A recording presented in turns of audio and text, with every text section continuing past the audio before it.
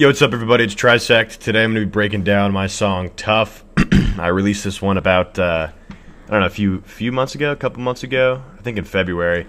It's at like 40,000 plus streams on Spotify, which is pretty damn solid for me, so I thought I'd give a quick little breakdown of the drop portion of it. So, first things first, I want to say that I'm not a masterclass teacher. I don't consider myself a professional music producer by any means. I break a lot of rules, and this song probably breaks so many rules considering loudness, but whatever, you know? But I'm just showing you my technique and how I went about making this song. So pretty much, if you haven't heard the song, I'll play a little bit of the build and the drop real quick for you guys. Right here. Okay, yeah, let's go there.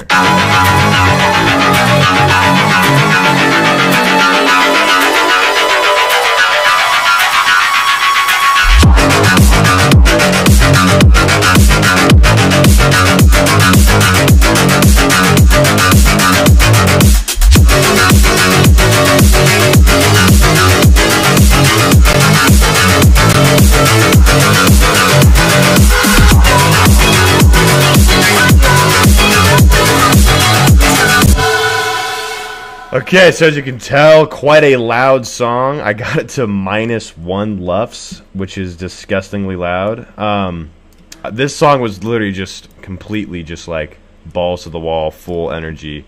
Okay, so yeah, this song obviously a very arpeggiated, very deep EBSM, very like hard-hitting, straight to the point. The entire song is the main bass kind of thing. Kind of Pursuit by Gustaffelstein inspired, and also Per Hope Schizophrenia inspired. I love that song. Anyway, so yeah, it starts out with like this reverbed out ARP, which is the main bass.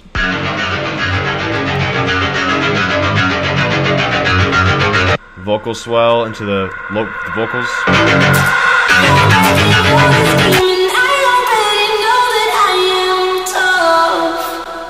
Just some vocals I got off Splice, threw on a bunch of processing here, some of the vocal master from Oversampled packs. I'd 100% go check them out. My philosophy on creating music is if it sounds good, leave it, so I'm not going to like overthink processing. If it sounds good, I'm leaving it.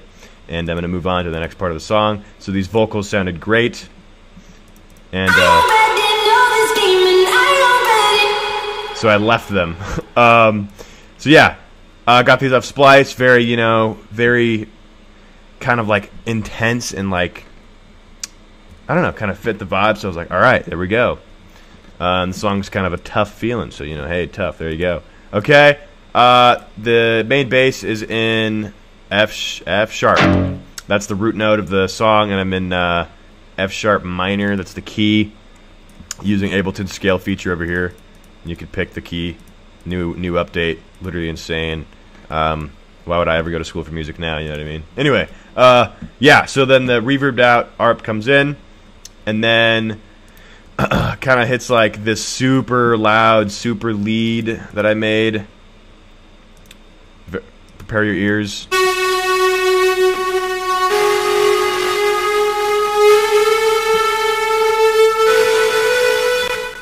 And the way that I got that like distorty kind of feel to it was this Faturator. Faturator's sick. I usually use the stereo turbo knob, but even though sometimes it can mess up like the phasing and the master, but like whatever. Anyway, yeah, so the super lead and then the fuzz is what I turned it up, so.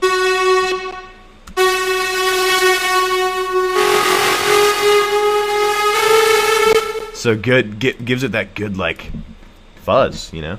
Anyway, that's the super lead. Yeah, here's the sound design if you want to pause and check it out. I'm not really going to go into like too much of this stuff because yeah, I'm just going over the overview. I'll go into the main bass though, because you know, like that's the main thing, you know. Okay, drums in the start here. We got the this little like reverb dot high perk, kind of giving you a little, you know, that like downbeat kind of vibe going on. Build comes in, pretty much the exact same thing, except it's rising up and the ARP becomes more like full force.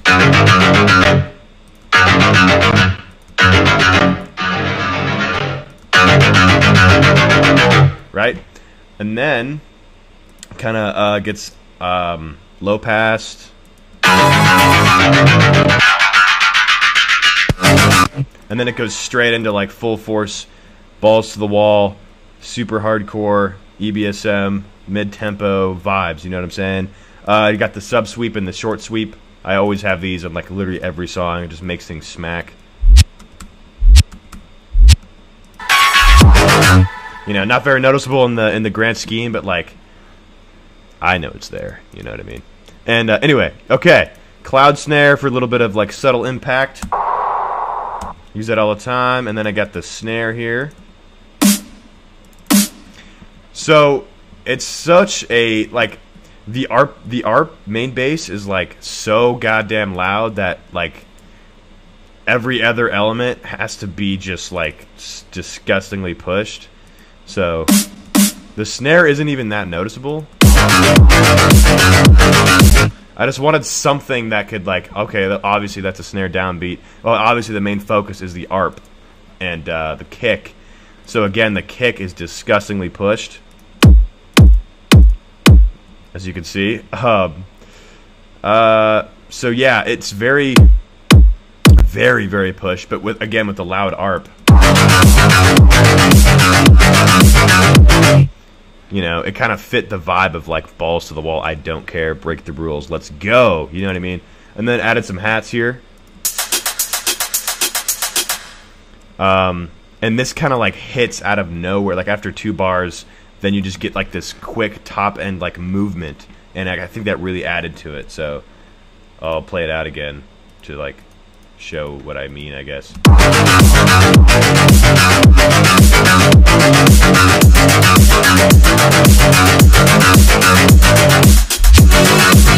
There's a quick little break there, and then again the sweepy boys, bro. You gotta have sweepy boys, man. I mean, come on, like listen to this. Just like smacks you into it, and then got the super ear rape lead coming back right here.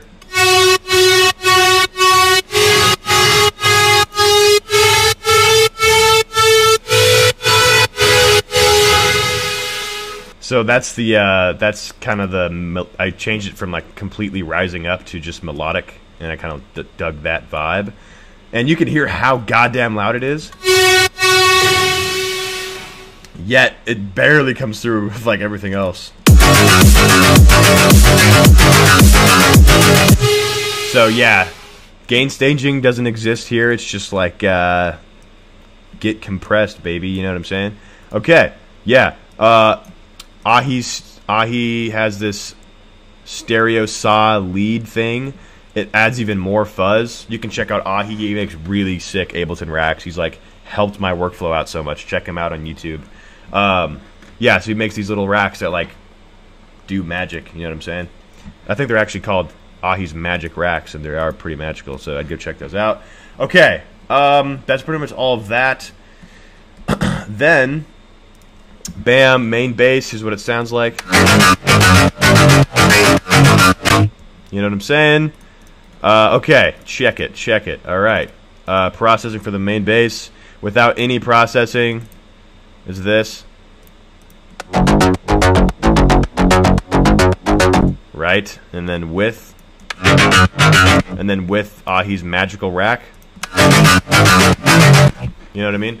This is a transient recovery, and you can add noise. And when I added the noise, it made it like magically, disgustingly loud and like noisy. So from this, still sick, but like not doing enough for me. And then I just turned up this noise knob to 200, and then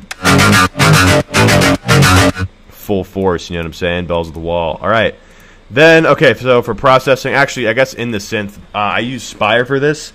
I actually started working on the song like over a year ago, and I was like going through this phase of like, oh, I need like all these different synths because everybody just uses Serum, but like Spire and like Silence, bro, like they probably make insane sounds, you know, because like they're like different, and like, you know, it's got to be different. And in a way, they are very different. I kind of went through a phase, but like at this point, I'm back to just using Serum.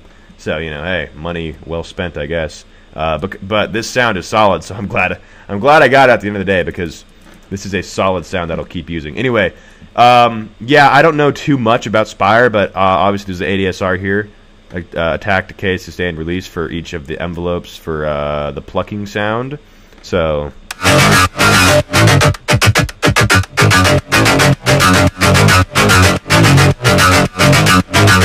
getting that nice little point there, and then without any processing again.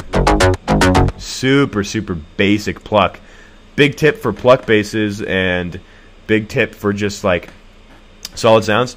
For me, most of my cool sound design stuff comes from my post-processing, which I'll show in a second.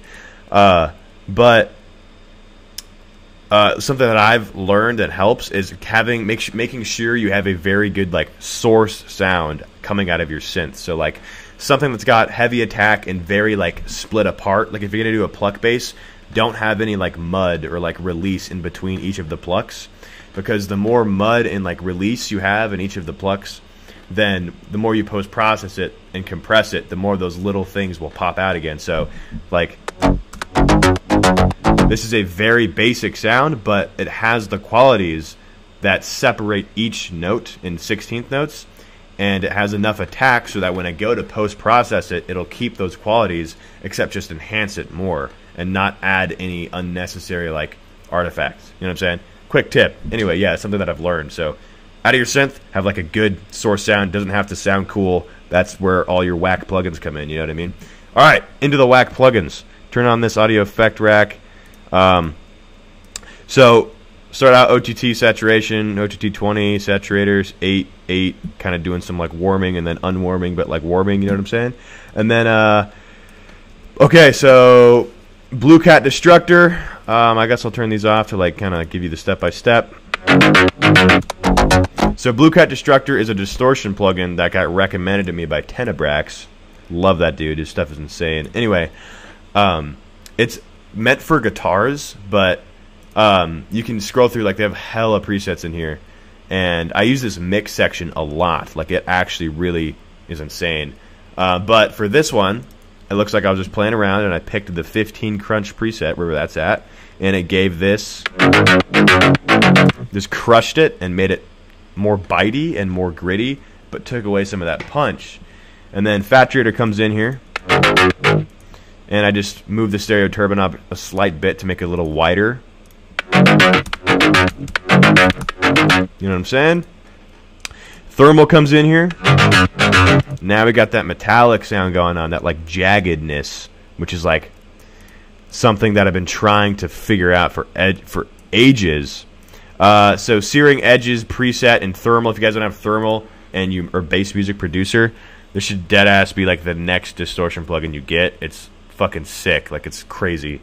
So yeah, presets up in here, and then I think I went in here and then messed with some of the parameters in here. I've learned a lot more about this since then, and it's like another serum, but for like distortion. It's like it's insane. So yeah, you can mess with all kinds of stuff in here. And I guess I figured it out to the point where I could give it like a really, really quick, phasey, like feedback, delay, super, thing. And it gave that metallic sound, but didn't like remove any of the good qualities of that original Pluck. So I really dug that, and I kept going. Thermal again. This is probably Rejuvenator. Yep. Okay, Rejuvenator is like, so it like pretty much it just adds high-end like texture to it. So like it can really wake up sounds after post-processing it so much. I usually have it on like 15%. Really adds a little nice touch to it. And then Paunch at the end, it's oversamples transient booster or transient shaper. Just kind of made it louder, and you can like adjust the length.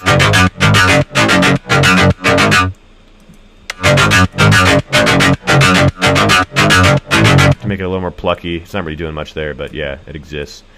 Okay, that's that. So that's the main bass, and then the transient recovery rack over here, and then some filtering and like random EQ to like cut stuff. And I do not have a sub on the main bass because for me, I feel like a lot of people get worried about the sub bass, but if it sounds good, leave it. You know what I mean?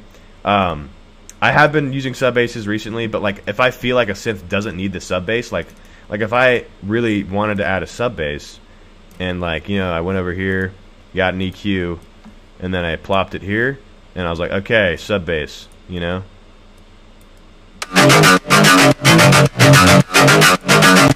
It kills it. Like, it actually kills the sound. Like, then I would have to make a sub, and it would take away a lot of that, like, fullness, you know what I mean? So, I didn't choose to put a sub on here. I know that's, like, a big, like, no-no to a lot of people, but, like, again, bro, you know, shit, it sounded good, so I finished it. Anyway, yeah, okay, then the break happens. Break pluck. It's literally the same thing, except I filtered it and added some delay. Pluck lead. Free space.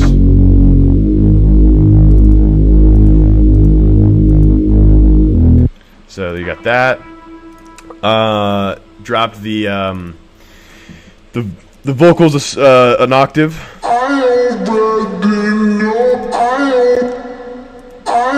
And then this is like my favorite part of the song. Like, you got this like really calm break part.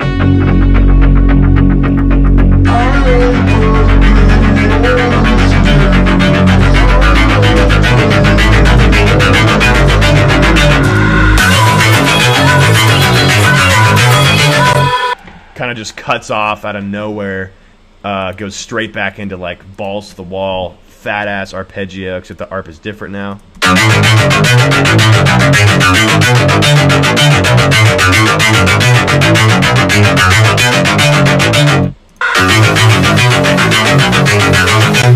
So yeah, dug this one.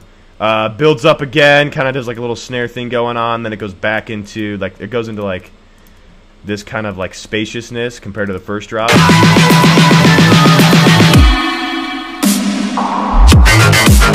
So now this is where the sweepy boys can really come in. So when you have a pre-drop like this, and you can get like,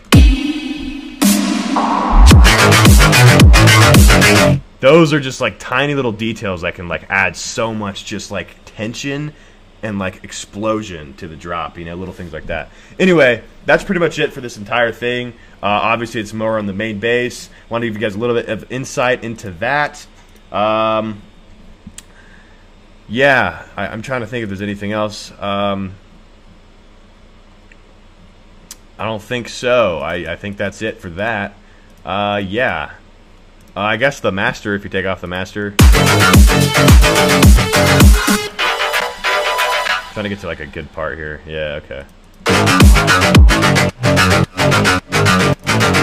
So without the master, it's got I don't know what it's at, but like you can look at the luffs here. I don't really pay attention to luffs, but like I know a lot of people do, so I'll show it. It's, doing that whole shebang. So the master utility dropped at 9.3, multi-band just kind of sitting there. I got the low end at 140 hertz, amount up, some random saturator, throw that on there, some mid-side high end EQ, and then another EQ, another multi-band with the time turned up a bit, mount 62, this going up 6 dB, another utility up 4 dB, glue compressor, schwabam, schwabing, you know what I'm saying? 811, 14.6, dry wet 50%, little tip to give it like compression, but like tickle it with compression, you know what I mean? And then the limiter at the end, all stock Ableton. I now do some different stuff with it, but this is kind of like my break the rules, make it super loud master chain that I've been using. So yeah, okay, that does it for the tutorial. Thank you guys for watching. Thank you guys for listening. I appreciate you guys so much. So much more music coming your way. I got an EP that I'm working on soon. Super hyped to release that. But anyway, thanks for sticking to the end of the video. Hope some of that helped. And yeah, keep listening to the tunes, and the breakdowns will keep coming. All right, thank you guys. Peace out. All right, guys, one more thing before the video ends. Once again, thank you for sticking around this long in the video. Wanted to put out a quick message to anybody watching this video on the small little channel of TRISEKT here on this day.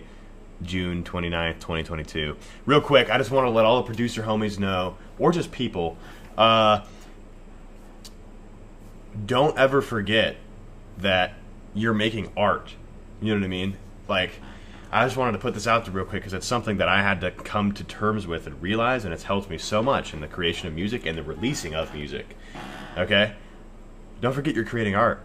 The thing with electronic music specifically is that you are combining actual scientific audio engineering with creative expression of art. Interesting combination. You know, like if you're painting a picture, you got the paintbrush, you got your paint, you got your canvas, you go at it, bam, whoa, check that shit out, you know what I mean?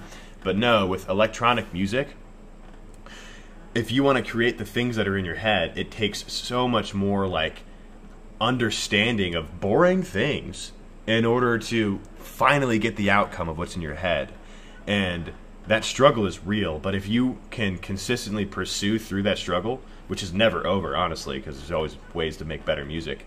If you can pursue through that struggle, then you, like, that means that, like, you really want to be making music. Like, you really have a vision.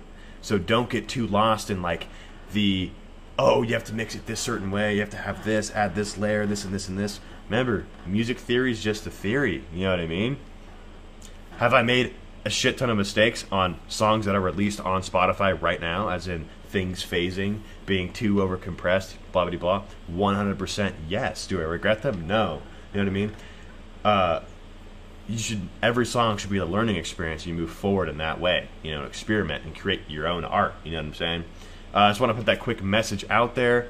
Also, don't be too attached to the desire of seeing results and an outcome, because so much work goes into creating music, and chances are you ain't going to get shit out of it externally. And coming to terms with that is like, if you can come to terms with, like, I don't care if I get external validation for the creation of my art, and then you just create your art and then you dig it, then, like, what could go wrong there? You know what I mean? Obviously, external validation is sick. You want people bopping to your music, you know what I mean? That's sick. That will come in time. Consistency breeds success, you know? I'm by no means successful, you know what I'm saying? These are just, like, thoughts that I've pondered and something that I feel like isn't expressed very often in the musical community, so I'm expressing it here after a 20-minute video of me going through a super long track breakdown. So if you actually made it as part of the video, you're a homie. Hope this message resonates in some way. Or don't ever forget, you create an art. We're all out here struggling, trying to create what's in our heads, but consistency breeds success. You guys can do it. And yeah, thanks again for watching, guys. Peace out.